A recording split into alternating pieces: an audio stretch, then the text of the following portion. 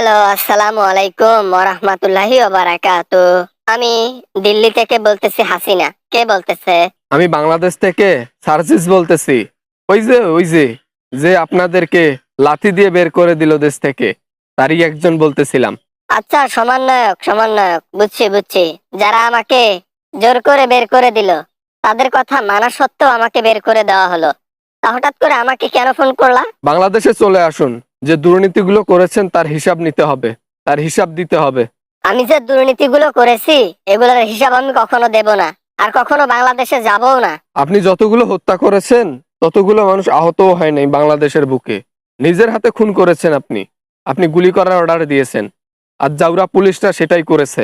এগুলার হিসাব হবে, আপনি তাড়াতাড়ি আসেন। মগের মুল্লুক নাকি যে ডাকলে আর গেলাম? অতএব আমাকে এখন ফোন করে বিরক্ত করো না। আমার স্বামী আছে, বাচ্চা আছে। আমি এখন মোদির সাথে সংসার করতেছি, তাই বাংলাদেশে যাব না। আপনার নামে ওয়ারেন্ট আছে। আপনি হাজার হাজার মানুষকে হত্যা করেছেন, তার মধ্যে নিজের হাতে খুন করেছেন 500 থেকে 600 জন মানুষকে, গুম করেছেন, আয়না ঘরে অসংখ্য মানুষ হত্যা করেছেন।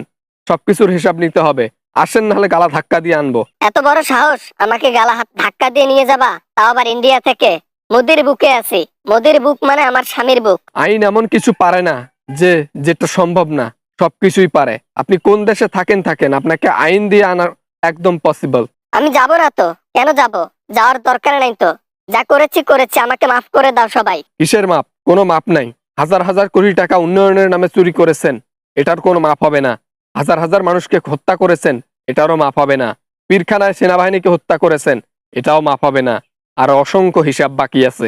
তুমি কি দেশের সরকার যে তোমার কথা আমি শুনবো? তোমার কথা শুনে বাংলাদেশে যাব? কখনোই না। ফোন রাখ বেটা। প্রত্যেকটা দেশের মধ্যে সরকার থাকে, তবে প্রত্যেকটা দেশের মধ্যে একজন আসল সরকার থাকে, হয়তো আপনার সেটা জানা নাই। আসল সরকারটা কে জানেন? পাবলিক, পাবলিক, জনগণ যা চাইবে তাই করবে। এত ডায়লগ জানো তো? যখন দেশ ছেড়ে চলে আসছিলাম তখন ধরতে পারো নাই? তখন কইছিলা তোমরা? লং মার্চ থেকে গিয়েছিলাম ধরতে, যে আপনাকে লটকিয়ে পেটাবো, কিন্তু সেটার আর হলো না সৌভাগ্য। আপনার ভাগ্যটা ভালো এবং কপালটা ভালো। সেনাপ্রধান আপনাকে নিয়ে গেছে, আর আপনাকে অফার দিছে যে চলে যান, না হলে বাঁচবেন না। আমি চলে আসিনি, আমি চলে আসিনি। সবার সামন দিয়ে চলে এসেছি, ঠিক আছে? আমার একটা চুলও কেউ ছিঁড়তে পারে নাই। থাকতেন গণভবনে, থাকতেন, দেখতাম আপনার চুল থাকে না না থাকে। আপনার মাংস, আপনার শাড়িও পাওয়া যাইতো না। উলঙ্গ করে জনগণ খাবলে খাবলে খাইতো, যেমনটা ওই যে বাঘ হরিণকে ধরে খায় না, ঠিক তেমন। তাই ছেলের পাওয়ার বেড়ে গেছে, আর কথা বলতে পারবো না। পুরুত পুরুত করে কথা কইতেছে, ভাল লাগতেছে না। এই রাখলাম রাখলাম। রাখেন, সমস্যা নাই। তবে যে অন্যায়গুলো করেছেন তার শাস্তি আপনাকে দুনিয়ার বুকে পেতেই হবে। আখেরাতের শাস্তি তো ওটা তো আল্লাহ তাআলা দেবেনে। আর আমরা আমরা যে শাস্তিগুলো দেব না, এটা দুনিয়াতে আপনাকে উপভোগ করতে হবে ইনশাল্লাহ। দূর রাখলাম। হ্যালো, রাখলাম রাখলাম। রাখ, সমস্যা নাই। দুনিয়ার বুকে এমন কোনো দেশ নেই যে তোকে স্থান দেবে দিল্লি ছাড়া। আর দিল্লির বুক থেকে টেনে আনা ওয়ান টুর ব্যাপার।